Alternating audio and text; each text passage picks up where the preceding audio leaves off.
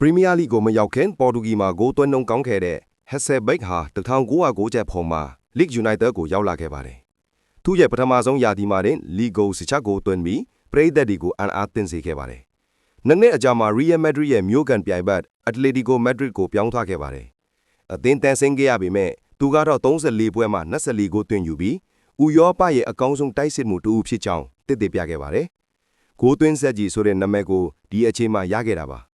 နှစ်ဖာကူးနဲ့မှာပေါင်စံငါးတန်းနဲ့ချဲဆီကိုရောက်လာပြီးအသင်းရဲ့စံချိန်တင်ပြောင်းရွှေ့ကြီးဖြစ်ခဲ့ပါတယ်။ဘောလုံးပရင်သတ်တွေမှတ်မိနေမဲ့အီဒါဂတ်ဂျွန်စင်နဲ့တွဲဖက်ပြီးသူတို့နှစ်ယောက်ဟာချယ်ဆီအထက်ဂိုးမိုးရွာစေခဲ့ပါတယ်။2001ရာသီမှာဂိုး23ဂိုးနဲ့ပရီးမီးယားလိရွှေဖနက်ဆုကိုဒုတိယအကြိမ်ရယူခဲ့ပါတယ်။ချယ်ဆီနောက်ပိုင်းမီဒယ်ဘရော့မှာဆက်လက်ကစားခဲ့ပြီး UEFA ဖလားဘူလူပွဲထိပို့ဆောင်ပေးနိုင်ခဲ့ပါတယ်။နယ်သာလန်အတွက်23ပွဲကစားပြီးကိုသွင်းခဲ့ဘူးရဲ့ဒီကစားသမားဟာပြင်းထန်တဲ့ကန်သွင်းချက်ပြိုင်ဘတ်ခန်းစီကိုထိုးဖောက်နိုင်တဲ့စွမ်းရည်နဲ့ခန္ဓာကိုယ်ကြံ့ခိုင်မှုတွေကြောင့်ပရီးမီးယားလိတမိုင်းမှာမမေ့နိုင်စရာဂိုးသွင်းချီတီရက်တည်နေပါလေ။နောက်ထပ်ဘယ်ကစားသမားအကြောင်းသိလိုပါတယ်လဲကွန်မန့်မှာပြောခဲ့နော်